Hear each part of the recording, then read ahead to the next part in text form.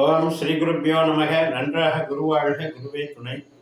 பரபிரம்ம ருத்ரகாயத்ரி ஞானசரத்தின் நண்பர்களுக்கு வணக்கங்களும் வாழ்த்துக்களும் கூறி கன்னி லக்னத்திற்கு 10 நாட்களுக்கான தினப்பலனாக ஏப்ரல் 28 முதல் மே 6 வரை உள்ள நாட்களுக்கு பார்க்க இருக்கிறோம். முதல் நாளான ஏப்ரல் 28 திங்கட்கிழமை, பரணி நட்சத்திரம். நமக்கு 8ஆம் வீட்டில் சந்திரன் இருக்காரு, சுக்கரனுடைய நட்சத்திரத்தில் இருக்கார். 8ல் சந்திரன் இருக்கும்போது கொஞ்சம் பதற்றப்படாமல் இருக்கணும். மன அமைதி, ஒரு வழிபாடு, இது மாதிரி நம்மளை வளர்த்துக்கணும். 7ஆம் வீட்டில் இருக்கிற சுக்கிரன் சனியோட சேர்ந்து இருக்காரு, சனியினுடைய நட்சத்திரத்தில் இருக்காரு. நமக்கு லாபஸ்தானத்தில் இருக்கிற செவ்வாயும் சனியுடைய நட்சத்திரத்தில் இருக்காங்க.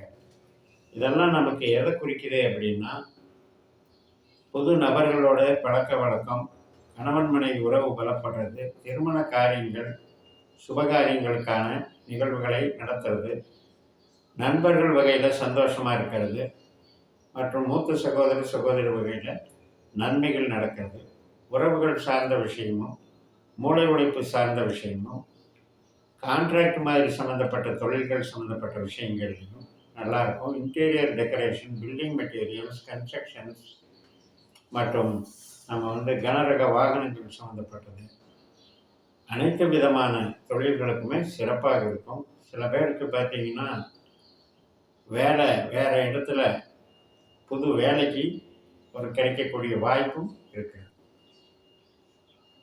11ஆம் இடம் என்பது நமக்கு மனநிறைவை தரக்கூடிய விஷயம். அதனால் இந்த செவ்வாய் அங்கே சனியாக வேலை செய்கிறதுனால புது நண்பர்கள் மூலமாக நமக்கு மனநிறைவு கிடைக்கும்.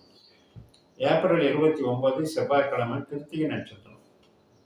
இந்த சூரியனும் 8ல் தான் இருக்கார். சூரியன் சுக்கரனுடைய நட்சத்திரத்தில் இருக்கார். அதனால் இன்றைக்கும் கொஞ்சம் கடின உழைப்பு போட்டாலும் நமக்கு நன்மைகள் நடக்கும். 8ல் சூரியனுங்கிறது அக்ரஸிவ் நேச்சர்னு எடுத்துக்கணும். வேலை செய்கிறோம், ஆனால் கஷ்டப்பட்டு செய்கிறோம். அதே மாதிரி ஒரு குறிக்கோளோடு போய் ஒரு காரியத்தில் ஈடுபடுறோம், ஆனால் கஷ்டப்பட்டு ஈடுபடுறோம். ஆனால் அந்த ரிசல்ட்டு நஷ்டத்தை கொடுக்காது, ஏதோ ஒரு வகையில் நமக்கு ப்ராஃபிட்டை கொடுக்கும். அந்த வகையில் இது நல்ல நாள் தான். நம்ம லக்னத்திலே இருக்கிற கேது சூரியனுடைய நட்சத்திரத்தில் இருக்குது. தேவையில்லாத மனக்குழப்பங்களை தவிர்த்துருங்க. சந்தேக புத்தி, மனக்குழப்பம், உறவுகள் சம்மந்தப்பட்ட வகையில் நம்மளை நாமளே தாழ்த்திக்கிட்டு வருத்திக்கிட்டு அந்த மாதிரியான திங்கிங்கெல்லாம் விட்டுட்டு ஒரு மெடிடேஷனில், பக்தி வழிபாட்டில் அல்லது ஒரு தத்துவார்த்த ரீதியாக சிந்திக்கிறதுல உங்களை ஈடுபடுத்திக்கிட்டீங்க, மன அமைதிக்கான வழிகளில் ஈடுபடுத்திட்டீங்கன்னா சிறப்பை தரும். ஏப்ரல் 30 புதன்கிழமை, ரோகிணி நட்சத்திரம். நல்ல நாள். நம்ம மனசு, ஆழ்மனது மற்றும் பூர்வீகம், பெற்றோர்கள், குலதெய்வம் எல்லாத்துக்குமே நல்லா இருக்கக்கூடிய நல்ல நாள். மேல் படிப்பு படிக்கிறவங்களுக்கு சிறப்பான நாள். இது ஏதோ அந்த படிப்புக்கு உண்டான விஷயத்தை எடுத்து கொடுக்கும். வெளிநாடு தொடர்புக்கும் சாதகமாக இருக்கும். கமிஷன் வகை தொழிலுக்கும் சாதகமாக இருக்கும்.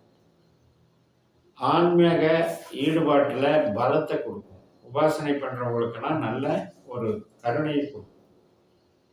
அதாவது ரியலைசேஷன் அப்படின்னு சொல்லுவோம். Self realisation. எனக்கு ஒரு உபாசனை மூலமாக எனக்கு ஒரு சித்தி கிடைச்சது அப்படின்லாம் சொல்கிறதுக்கெல்லாம் இன்றைக்கி நல்ல வாய்ப்பு இருக்குது. மே 1ஆம் தேதி வியாழக்கிழமை, மிருகஸ்ரீஷ நட்சத்திரம், செவ்வாயினுடைய நட்சத்திரம். சுபகாரியங்களுக்கும் மூளை உழைப்புக்கும், பொதுஜன தொடர்பு, அரசியல், இது சம்மந்தப்பட்ட காரியங்களுக்கும் நல்லா இருக்கு.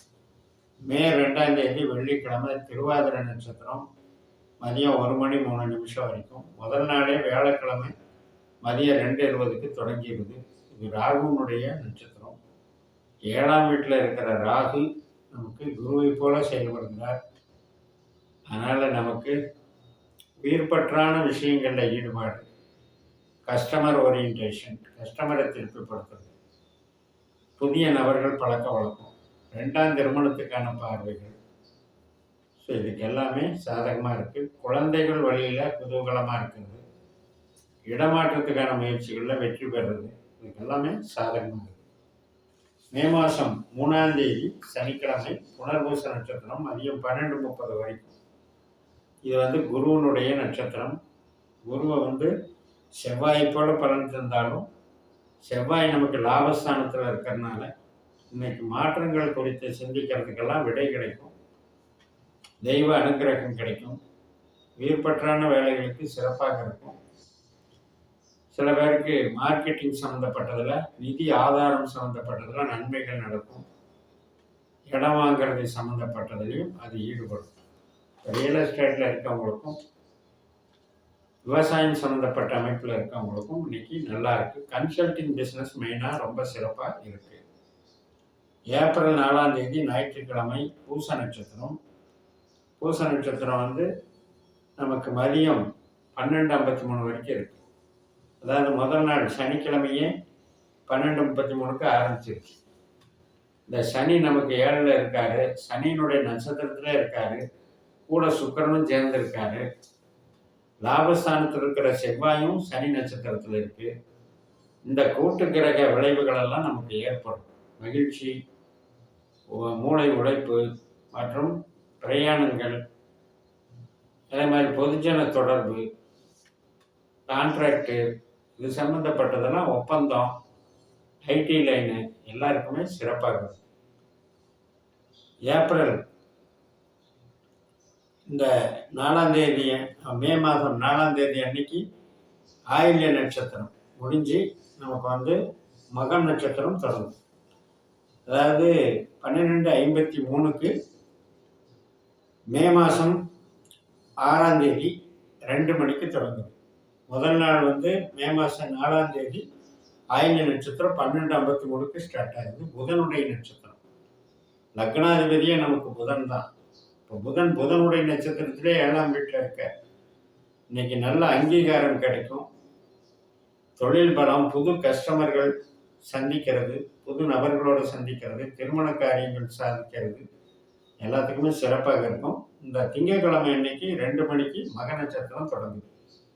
கேதுனுடைய நட்சத்திரம். நம்ம லக்னத்தில் இருக்கிறார் கேது. சூரியனை போல செயல்படுறாரு. சூரியன் 8ல் இருந்தாலும் ஒன்றும் பாதிப்பு இல்லை. ஏன்னா கேதுனுடைய உபநட்சத்திரம் குருவாக இருக்கிறதுனால நல்லது பண்ணும். என்ன பாதிப்பு நம்ம எடுத்துக்கணும்னா ஹெல்த்தில் பார்த்துக்கணும். அதே மாதிரி பழகிற விதத்தில், பேச்சுகளில் ஒரு முரண்பாடு இல்லாமல் பேச கற்றுக்கணும். கேதுன்றது மனக்குழப்பத்தை உண்டு பண்ணி பேச்சில் சில முரண்பாடுகளை கொண்டு விடக்கூடிய கிரகம். மே மாதம் 6ஆம் தேதி கடைசி நாள் செவ்வாய்க்கிழமை 3:51 மதியம் அதில் பூர நட்சத்திரம் தொடங்குது. நமக்கு 12ஆம் வீட்டில் சிம்மராசியில் சந்திரன் வந்துடுறாரு. சுக்கிரனை போல செயல்படுகிறாரு. சுக்கிரன் சனி சேர்க்கை 7ஆம் வீட்டில், 11ஆம் வீட்டில் செவ்வாய், இதெல்லாம் சேர்ந்து இன்னைக்கும் பலன் தருது. எதிர்பாராத நன்மைகள், மூலதனம் சார்ந்த நன்மைகள், வெளிநாடு தொடர்பான நன்மைகள், புது நபர்கள் பழக்கத்தினால் ஏற்படக்கூடிய நன்மைகள், கூட பிறந்தவங்களால் ஏற்படக்கூடிய நன்மைகள், கணவன் மனைவி உறவு பலப்படுறது, குழந்தைகள் வழி நன்றாக இருக்கிறது, சுப நிகழ்ச்சிகள் அனைத்துக்குமே சிறப்பாக இருக்கிறது என்று சொல்லி நிறைவு செய்கிறேன். இந்த சேனலை சப்ஸ்கிரைப் பண்ணி ஷேர் பண்ணுங்கள். உங்கள் தனிப்பட்ட ஜாதக பலாபலன்களை என்னுடைய வாட்ஸ்அப் நம்பரில் தொடர்பு கொண்டு பலன் பெறுங்கள். உங்களிடமிருந்து விடைபெறுகிறேன். உங்கள் ஜெயம்எஸ். நன்றி, வணக்கம்.